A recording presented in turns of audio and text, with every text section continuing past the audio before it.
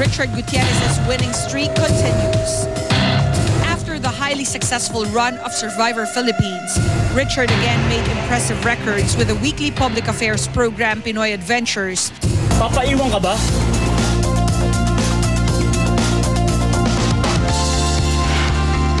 Exposing Filipino viewers to various magical and breathtaking places in the country that's rarely seen on TV. Pinoy Adventures now holds the record of being one of the top-rating public affairs shows of GMA. Now Richard is back on primetime TV, where he reigned for years via the action drama soap Makapiling Kang Muli. With the support of a gigantic cast, Richard is back in his element as a primetime kapuso leading man. Inaabangan din ang unang tambalan ni Richard at Carla Abellana.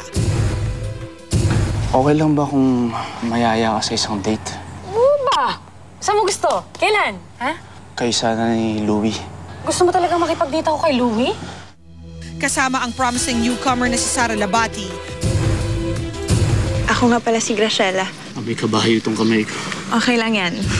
Who will provide romance and drama in the beautiful story that revolves around love, power, family, and revenge.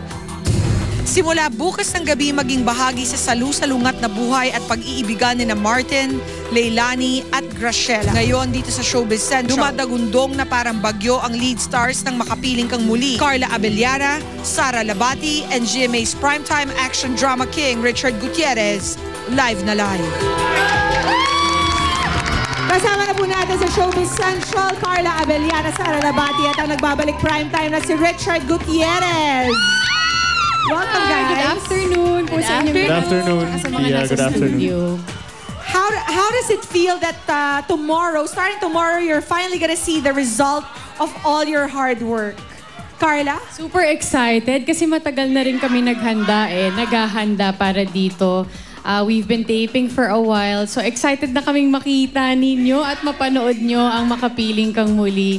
Kasi behind the scenes naman, we get good feedback. So, yan. Ako naman sa sobrang excitement kahapon sa Itbulaga, sabi ko, bukas na po ang Makapiling Kang Muli. Sobrang excitement lang. Can't wait to see it. 2 tulog ko pala kahapon. So I'm very excited. We worked very hard. Long hours, long preparation for this soap. And finally, it's here. At we're very excited to see it. At sana excited din lahat ng mga kapuso natin. Yes, we're all very happy and excited na tomorrow na nga po ang Makapiling Kang Muli at excited na po kami na mapanood ninyo ang napakagandang story po at yung pinaghirapan namin makikita na. So, ayun po, for sure may iiyak kayo, kikiligin, lahat na. Chard, it's been a while since we last saw your dramatic chops, no? Dahil you were in Captain Barbell, but I think the last time we saw you do something heavy drama was in Full House pa. How does it feel to get back on the drama saddle again? I'm very excited. I want to thank, of course, GMA for this opportunity, the creative team, the writers. Matagal ko rin hinintay yung ganitong klaseng show na wala akong powers, normal akong tao. Hindi ka naka-tights. Diba? Oo. So, very exciting for me yung project, challenging. It's opening new doors for me. I'm expanding my horizons with this show. So, it's really good.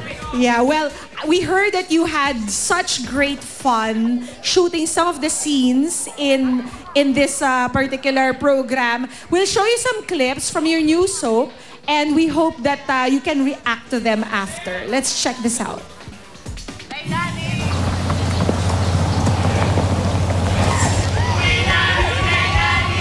Agad-agad?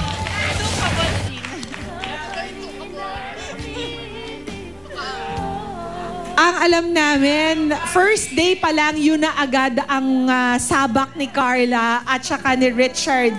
Totoo bang na-pressure ka, Carla? That was your first time working with Chard? Yes. And agad-agad kissing Agad-agad. Oo, gawin na natin to. Tapusin na natin to. How do you do that? My initial reaction was, ano ba yan? Kissing scene ka agad. Ganon. But, okay lang. Sabi ko, icebreaker yun. Yeah. At least tapos na, di ba, first taping day ko, first eksena ko, kissing scene sa kaagad. So okay lang naman, no problem. He was very professional. On the first day. Taping day. First taping first day ni Carla, Yes. first scene, kissing scene agad. Kinabahan ako. Oh. Ba't ka kinabahan? Dahil ba Wala, kay syempre. Jeff? Ay, some guy named Jeff or what? Well, medyo ano lang, kasi first taping day niya, first time na Yeah, nagkatrabaho. wala man lang hi, Siyempre, wala hello. pang warm up, di ba? Parang, sabak yun agad. agad. Pero na-appreciate yung professionalism ni Carla dahil, hindi ko naramdaman na ilang siya or, she wasn't showing anything like that na may ilang. Kaya nakita ko yung professionalism niya, serious siya sa craft niya. Kung ano yung kailangan ng eksena, she was able to deliver it without hesitation. So, good job. Thank you. Pero grabe hats off to you guys. This is, if there was an awkward moment in your shooting, this was probably it. The most awkward moment. Memorable Medyo, yun. oo, no? Memorable. Yeah, pero it shows talaga how professional you are. So, yun. Professional si Chard, sobra, oo. Yun talaga. It separates the amateurs from the pros. Let's check out another scene. Ako naman ang mag-aalaga sa'yo.